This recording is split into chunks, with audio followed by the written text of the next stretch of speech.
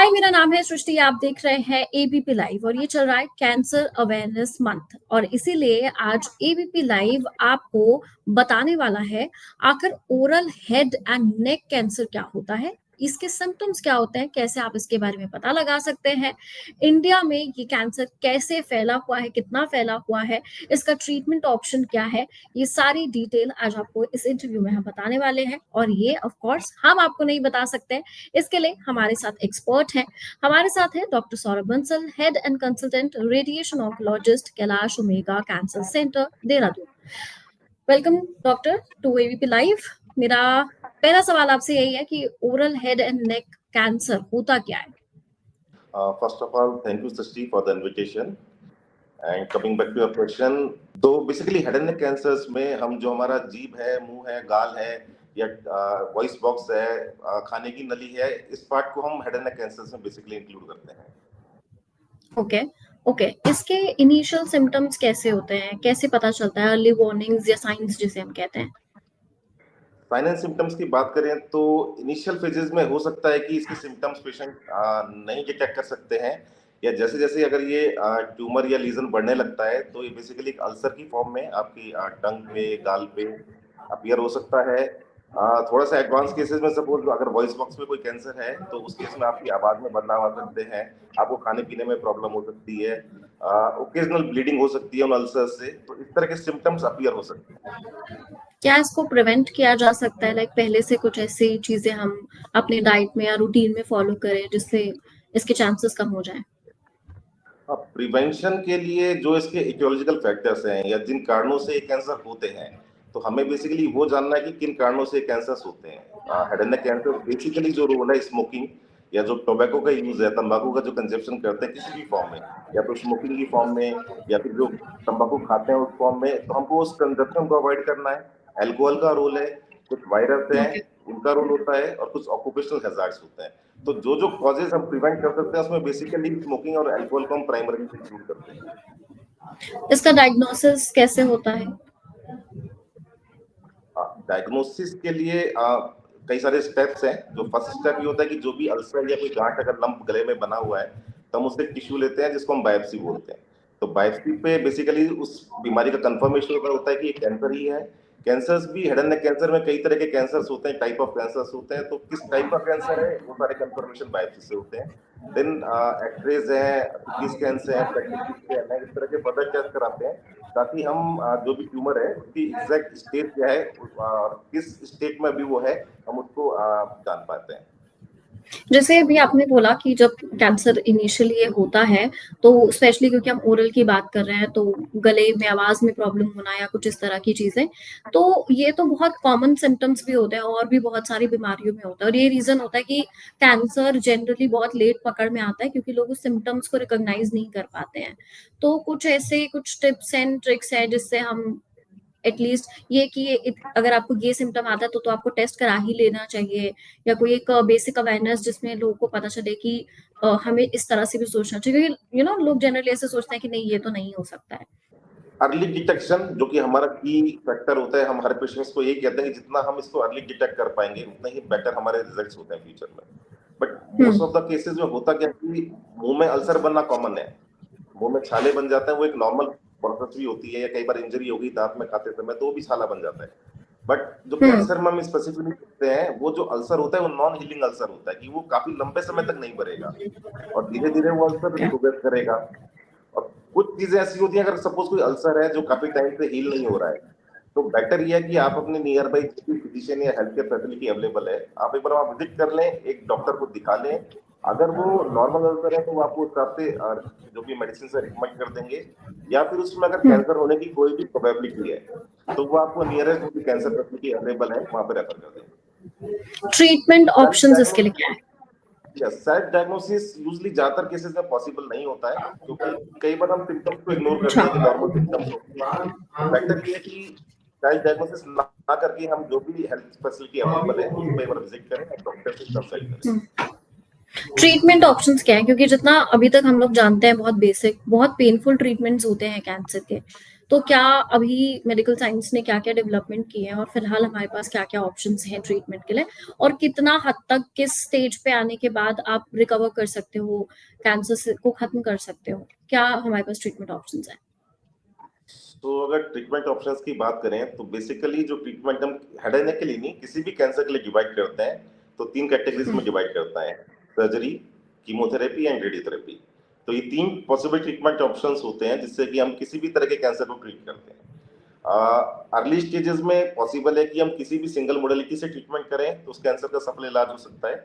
But जैसे जैसे अगर वो ट्यूमर बढ़ेगा, एडवांस स्टेज में आएगा, तो सिंगल मोडेलिटी सफिशिएंट नहीं है। इस तरह का कॉम्बिनेशन हमें surgery plus chemo, surgery plus radiation या कीमो प्लस रेडिएशन, इस तरह के कॉम्बिनेशन हमें यूज करने पड़ते हैं जिस तरह से ट्रीटमेंट होता है। वैक्सीन्स के लिए भी हमने मतलब अभी रिसेंटली न्यूज़ में भी सुना और बहुत सारी ऐसी कंट्रीज़ हैं जो कैंसर के वैक्सीन्स डेवलपमेंट के लिए काम कर रही हैं।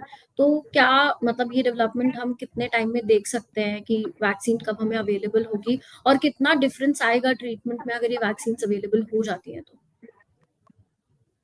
अगर मैडम वैक्सीन की बात करें तो कैंसर कोई सिंगल डिजीज नहीं है। कैंसर एक बड़ा ही कॉम्प्लेक्स ग्रुप ऑफ डिजीजेज है जो कि बॉडी में हेड टू टो, पूरी बॉडी में कहीं का भी कैंसर हमें मिल सकता है। तो कोई भी सिंगल हुँ, वैक्सीन ऐसी डेवलप नहीं हो सकती, because her head and neck cancer अलग है, लंग कैंसर अलग है, जीआईटी कैंसर अलग है, सर्विक्स कैंसर अलग है। हर कोई ट्यूमर अलग है, उसकी बायोलॉजी अलग है, उसके होने के कारण अलग है, कॉजेज अलग है, उनका ट्रीटमेंट अलग अलग है। तो सिंगल वैक्सीन तो शायद ही कोई ऐसी डेवलप हो जिससे कि हम सारे कैंसर्स को प्रिवेंट कर सकें। But hmm. मल्टीपल ट्रायल्स चल रहे हैं और अभी तक जैसे सर्वाइकल कैंसर के लिए सक्सेसफुली वैक्सीन बना ली गई हैं, प्रिवेंटिव वैक्सीन है जो कि रिकमेंडेड भी है। बट ज्यादातर कैंसर्स के लिए अभी वैक्सीन डेवलप नहीं हो पाई हैं। बट उम्मीद करते हैं फ्यूचर में अगर इस तरह की वैक्सीन अगर आती हैं तो डेफिनेटली हमारे पेशेंट्स को या जो भी और पॉसिबल पेशेंट हो सकते हैं फ्यूचर में उनको बेनिफिट मिलेगा। रेडिएशन ऑन्कोलॉजिस्ट का क्या रोल होता है? किसी भी कैंसर में रेडिएशन ऑन्कोलॉजिस्ट का एक बहुत ही इंपॉर्टेंट रोल होता है, बिकॉज अगर हम बात करें तो अराउंड 80% ऑफ कैंसर पेशेंट्स को रेडिएशन किसी ना किसी स्टेज पे डेफिनेटली चाहिए होती है, या तो इनिशियल स्टेजेस में या जब वो एडवांस स्टेजेस में आते हैं, तो कहीं ना कहीं रेडिएशन का रोल हर तरह के कैंसर में है। जैसे आपने बताया कि कॉम्बिनेशन चाहिए होता है यस यस रेडिएशन यस। और कीमो। Okay, okay. तो कैंसर एक हमने अभी रिसेंटली केस भी सुना क्योंकि एक बहुत पॉपुलर एग्जांपल है इसलिए मैं बता रही हूँ।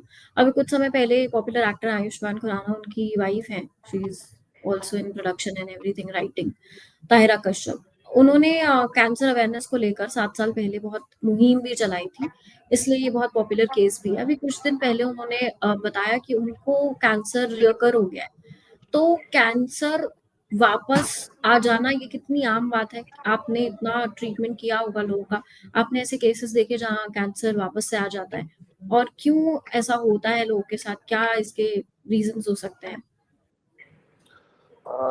इस चीज को हम हमारी लैंग्वेज में कैंसर रिकरेंस बोलते हैं कि एक बार बीमारी ठीक हो गई है उसके बाद वो फ्यूचर में 1 साल 2 साल 5 साल या 10 साल 20 साल बाद भी वापस आ सकती है। ये एक नॉर्मल ट्यूमर बायोलॉजी है। ट्यूमर बॉडी में एक बार डेवलप हुआ है तो दोबारा डेवलप होने की प्रोबेबिलिटी भी हमेशा रहती है। जो कैंसर हुँ, पेशेंट्स हैं उनको वो प्रोबेबिलिटी कंपैरेटिवली टू नॉर्मल जो पर्सन होते हैं उससे थोड़ी सी ज्यादा रहती है, बिकॉज वो ऑलरेडी कैंसर पेशेंट्स हैं। ओह! हम जो हमारा एक्सपीरियंस है, हमने जो देखा है कि अगर रिकरेंसेस होने होते हैं 80 से 90% केसेस में विद इन 3 इयर्स के अंदर अगर रिकरेंस हो जाते हैं। एक बार आपने वो 3 ईयर 4 या 5 ईयर का गैप क्रॉस कर दिया तो वापस आने की प्रोबेबिलिटी उतनी ही कम हो जाती है, because most of the cancer recurrences occur within 3 year. Okay, पर लेकिन मतलब बाद में भी हो सकता है, जैसे ताहिरा का केस है definitely 7 even years. After 20 year, हुँ, 20 साल बाद भी केसेस हमने देखे हैं जिनमें वो बीमारी ऐसे लौट के वापस केसेस आती में भी अर्ली डिटेक्शन नहीं हो पाता है? रिकरेंस जब वो आता है तो डिपेंड, बिकॉज सपोज कोई हेड एंड नेक कैंसर है, आज वो मुंह के या जीभ के किसी हिस्से में ओरिजिनेट हुआ, हमने ट्रीट किया, सक्सेसफुली ट्रीट हो गया। 5 साल बाद हुँ, पॉसिबिलिटी है कि वो जीभ वाले हिस्से पे भी आ सकता है या स्प्रेड होकर बॉडी के दूसरे पार्ट्स में भी जा सकता है। तो वो ओके, जहां जहां जाएगा उस हिसाब से सिम्टम्स आएंगे। तो इसके लिए जो बेस्ट पॉसिबल सॉल्यूशन है, भाई जहाँ पे भी आपने ट्रीटमेंट कराया है आप उस डॉक्टर से एक रेगुलर फॉलोअप करें। हम भी हमारे पेशेंट्स को रिकमेंड करते हैं कि हर 3-6 महीने में एक आप रूटीन फॉलोअप हमसे करें। हर रूटीन फॉलोअप पे कुछ बेसिक इन्वेस्टिगेशन है जो हम उन्हें रिकमेंड करते हैं। और सपोज उस इन्वेस्टिगेशंस में हमें कोई भी वार्निंग चीज लगती है तो हम उस केस को फर्दर इवेलुएट करते हैं। अदरवाइज उन नॉर्मल केसेस में हम हर पेशेंट को एक बार 6 महीने में एक बार फॉलोअप के लिए जरूर एडवाइस करते हैं। ओके, तो हम कैंसर अवेयरनेस मंथ की बात कर रहे हैं, तो लास्ट सवाल मेरा आपसे यही है कि हमारे व्यूअर्स को आप कुछ कहना चाहेंगे फॉर दिस अवेयरनेस कैंपेन, और क्या कैसे लोगों को समझना चाहिए कि ये कितना इम्पोर्टेंट है कि हम अपने आप को, अपनी बॉडी को समझें और अर्ली डिटेक्शन पे फोकस करें, क्योंकि जैसे आपने बोला अर्ली डिटेक्शन बहुत जरूरी है कैंसर के केस में। तो कैंसर अवेयरनेस मंथ पे मेरी आपके सभी व्यूअर्स को यही रिकमेंडेशन है, यही उनसे रिक्वेस्ट है कि जो भी वार्निंग साइन एंड सिम्टम्स हैं जो हमने डिस्कस किए थे, आप उनको थोड़ा सा ऑब्जर्व करें, और अगर आपको कैंसर से संबंधित कोई भी लक्षण लगता है तो डेफिनेटली आप नियर बाई जो भी कैंसर फैसिलिटी है, कैंसर हॉस्पिटल अवेलेबल है, आप जाएं, वहां पे विजिट करें, डॉक्टर से कंसल्ट करें, जो टेस्ट वगैरह या जो भी चीज डॉक्टर रिकमेंड करते हैं आप उनको जरूर फॉलो करें। प्रिवेंशन की बात करें तो सब चीजें तो प्रिवेंट नहीं कर सकते, बट बेसिक चीजें हैं जैसे कि अच्छी लाइफस्टाइल है, थोड़ी एक्सरसाइज पर डे करें, एटलीस्ट आधा घंटा कुछ ना कोई एक्सरसाइज, साइकिलिंग करें, डांस करें, जिम जाएं, अच्छी लाइफस्टाइल अपनाएं, अच्छा खाएं, अपना जो आपकी डाइट है उसमें फ्रूट्स वगैरह को, वेजिटेबल्स को इनकॉर्पोरेट करें, और जंक फूड से जितना हो सके अवॉइड करें उसे। बाकी टोबैको कंजप्शन डेफिनेटली सबसे बड़ा फैक्टर है जिसकी वजह से ये हेड एंड नेक कैंसर्स होते हैं, तो उसको तो डेफिनेटली अवॉइड करना है। Okay, thank you so much doctor. I am sure हमारे व्यूअर्स को इससे बहुत कुछ सीखने के लिए मिलेगा। Thank you so much for joining and for this campaign. Thank you so much. Thank you.